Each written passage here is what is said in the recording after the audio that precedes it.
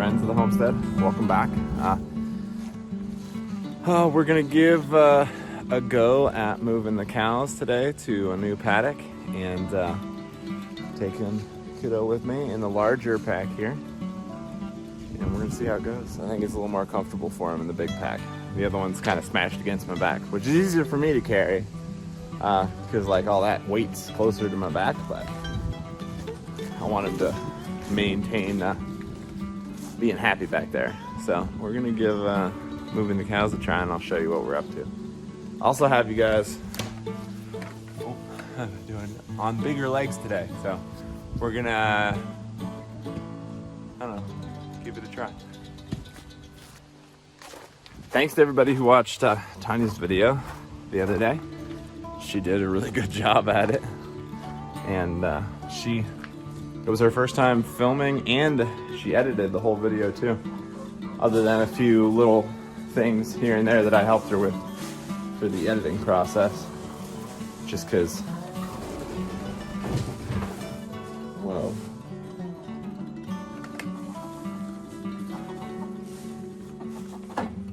This chicken just flew into the big old box.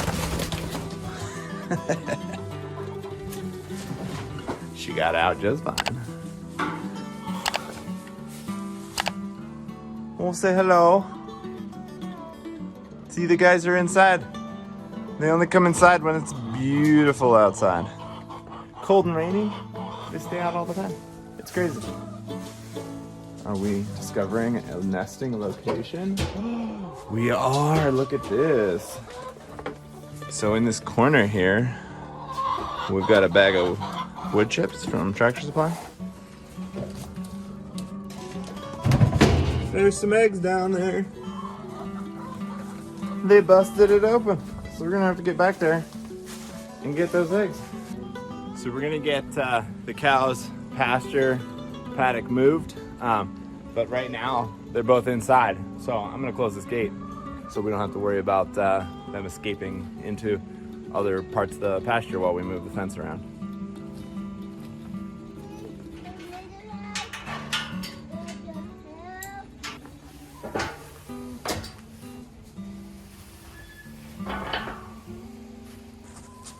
Okay, so now they're closed in the pen, and we're gonna go move some fence around. So right now, we've had some cold days, and how's that look? Is that all right? Y'all are a little tilted. Is that better? That maybe looks better. So we've had some cold days, and in the winter, especially with these guys being small, I like to give them access to the barn. We don't have a lot of cows, so they fit in that one pen really nicely when they want to get out of the weather. Our shelter is right here by the barn if they want to use that. So to start with, before the pasture that they're in right now, so there's a T-post right there if you can see it. Back here, everything behind from that T-post that splits. You can see the posts there and the T-post here. Everything over here from the barn, we can tell what I'm doing. The barn, straight back, they had before the pasture they're in now. So there's actually a line that runs across to that post there. And that keeps them out of that back section. But along the front here, they have access to the barn, they have access to the shelter, and trying to figure out how to use this bigger stand. Getting caught on grass while I walk. So I don't want them to be just stuck out without a shelter. So I give them a path back to this. But even in that, like they've had all of this, there's still a lot of grass here. They're not overgrazing it because they're so small. They almost can't. Even the grass is still growing faster than they can eat it. But right now, the pasture that they have is this line of T-posts over to that and all the way back. So they've been there for a few weeks now, and I think it's time to move them on. There's still grass there, but they've eaten it down, clipped all the tops off of everything throughout this pasture. So we're gonna move them. There's an opening right here. I think we're gonna move them toward the front actually, because I was gonna split it off. I was gonna make this into 4 big sections for this fall. And I think I'm gonna split it off from this post out and open up. There's a wire across there. We're gonna open up that wire and then we're gonna let them go through this whole front section. Enough talking, then let's get to business.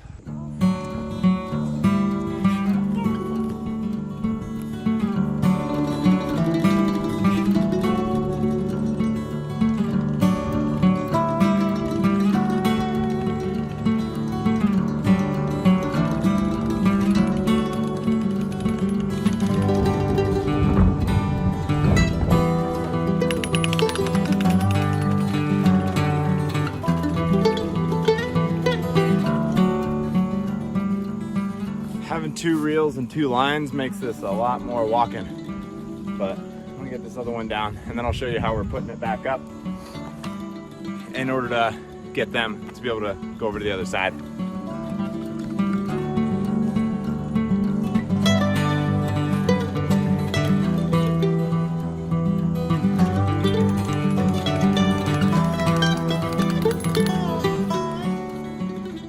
So you might wonder if you can grasp the orientations of this field, why I didn't just bring them back to that corner and then change my angle and come out to here.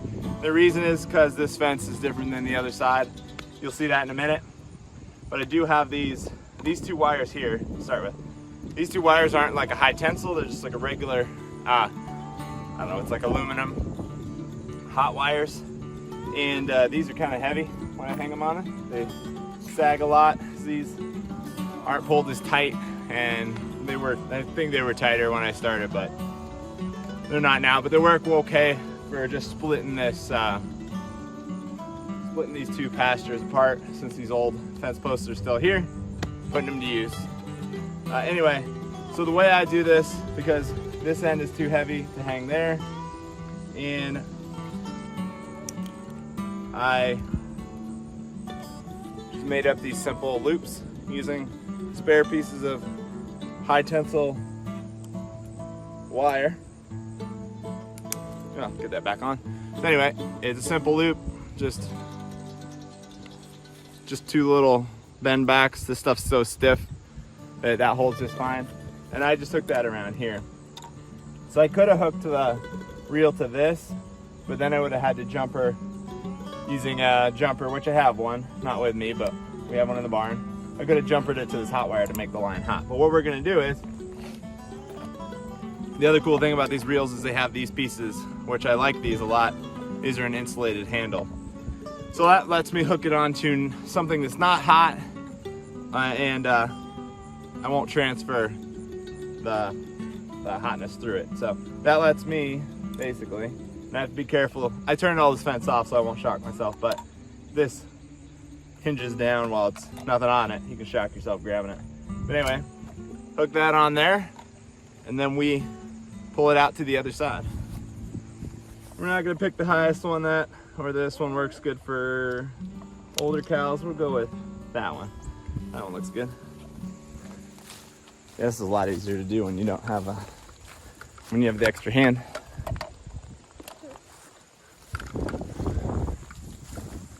So if I can piece this together into a video that makes sense. All right, so we made it all the way over to this post on the other side of the pasture. And basically what I do is, this takes a little bit of figuring, but I'll get it about almost tight to where it's almost touching. Then, I don't know, bring it back like a quarter to half a turn. And then what we do to make it hot is grab the extra wire, wrap it around there like 3 or 4 times, and then, oh, that's like perfect. Hook it on a hot wire. And the reason you gotta wrap it around is because this reel where the wire sits is insulated from the handle and the rest of the mechanism. So it won't get hot by hooking it on a hot wire. That hot would just stay in the handle and not transfer to this. So there is other ways to do it. There's this little loop here. See that little loop? That goes through underneath the reel of wire, or rope, or what is this, whatever. And that, you can clip a jumper to that and onto the fence if you want. But this is easier, I don't have to carry a jumper. I just hook it around and go right like that.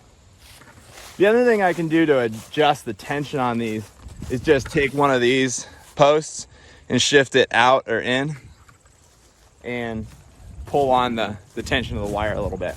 That works really well as well if you're not wanting to mess with that or you're not near it.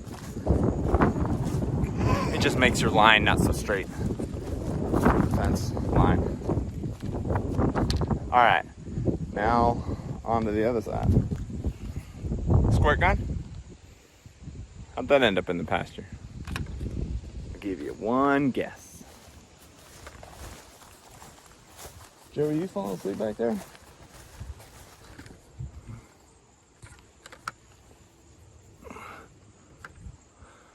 I think he has fallen asleep.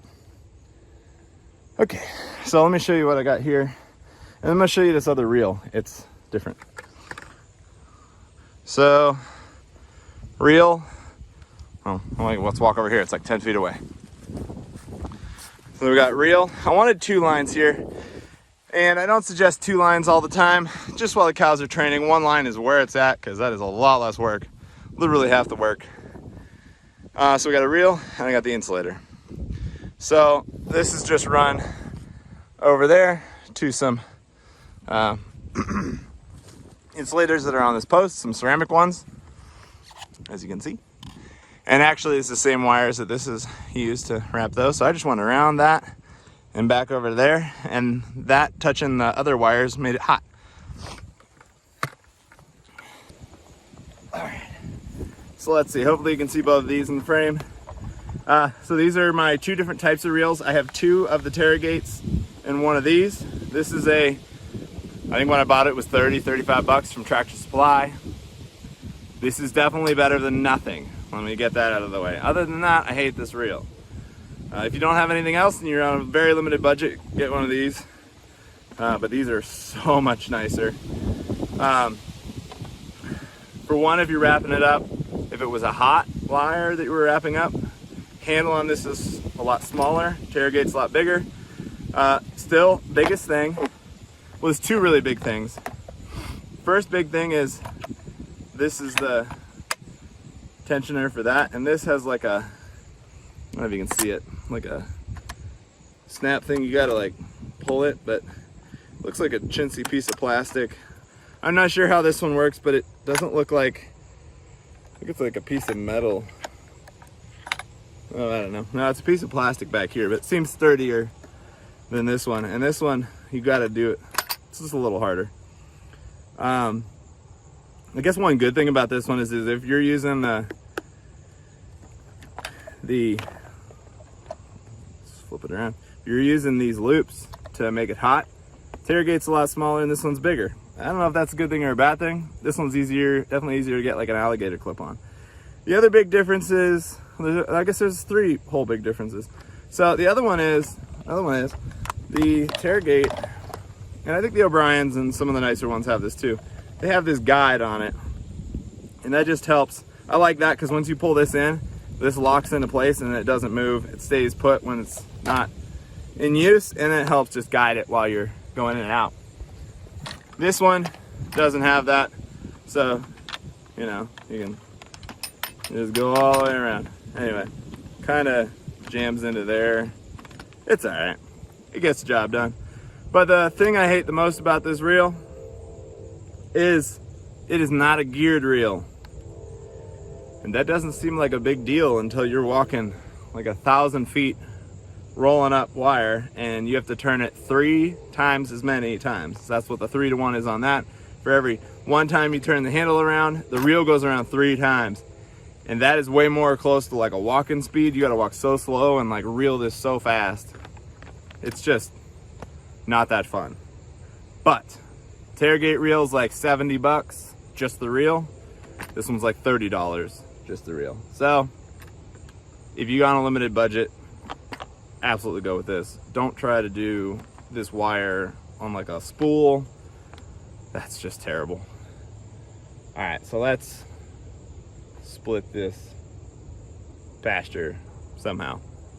So I've got a T-post right through here, and I think that'll work.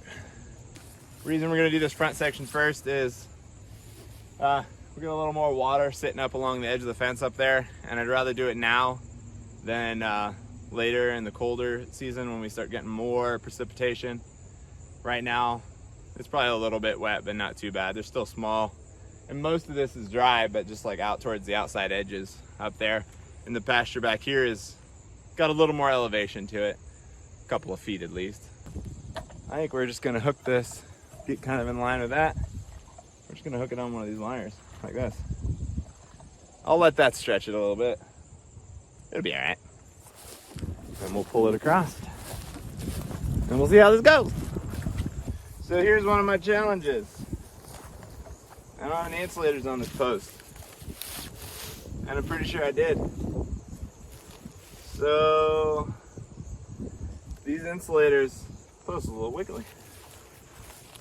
These posts are the insulators I have on these, I like them a lot when they're in the insulation. But if cows rub on them, they pop right off. And sometimes they pop right off and then they get lost in the grass.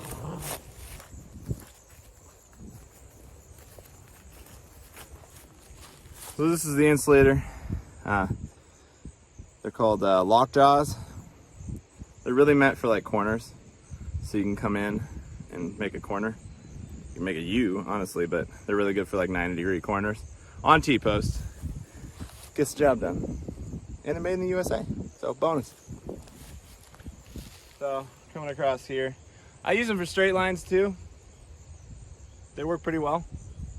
I just come in and go around this holder and keep going. Gets the job done. That's about right. So once again, wrapped it around 3 times, hooked it there. Now, you might be able to tell this is below my knee. That's not totally ideal. So we'll want to lift this up using the stepping posts, which we need anyway, because this sags really low. Sags really low to the ground, and that just doesn't work good.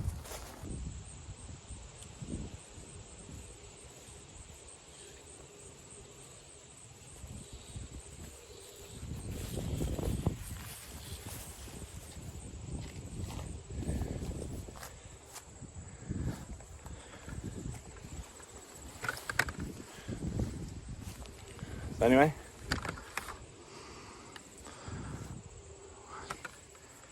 we got our fence line up. All I got to do now is plug in the charger again. And we're ready to let them out, I think. Yeah, 1 wire there, 1 wire here. They get full access to the front. Leave them up there for a few weeks until we start to get snow and I can't really put them out anymore. I don't know, we'll see. Maybe I'll be able to let them out through most of it all year.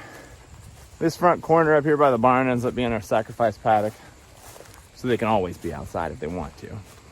Because actually their water's outside. I don't have a good spot to put water on the inside. And honestly, the pen they have is too small. Oh! Slipped on a cow pie. We gotta watch it. Yeah, the pen they have is too small for, well, they're still pretty small, but it's too small for them to stay in all winter. That would require a lot of bedding. That's just no fun. Let's let them be free.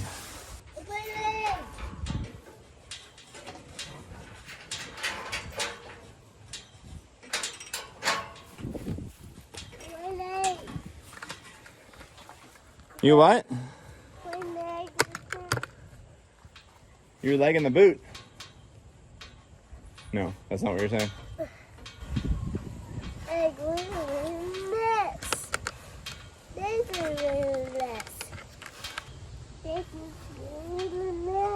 You're laying in the nest? Ah, that's what you're saying. So anyway, guys, that's how we're moving the cows today. Thanks for hanging out with me, and see you on the next one.